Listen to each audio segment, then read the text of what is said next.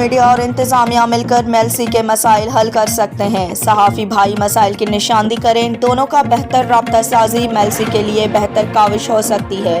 اس کا اظہار Abdul Razzaq Dogar, assistant commissioner Mailsi نے صدر پریس کلب میلسی سید عزیز اللہ شاہ طاہر کے آفس میں ملاقات کے دوران کی۔ انہوں نے کہا، اپنے حقوق کے لیے ہر ممکن کوشش کرتے ہیں مگر دوسروں کے حقوق پر توجہ نہیں دیتے، دوسروں کے حقوق کا احترام کرنا چاہیے۔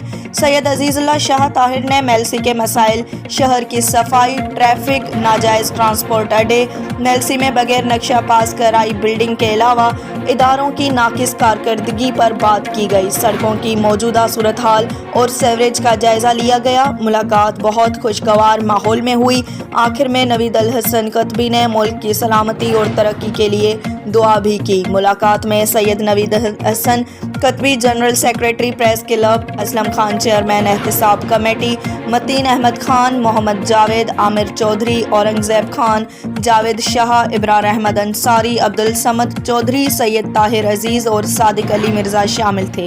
رپورٹ بلال نظامی، میلسی۔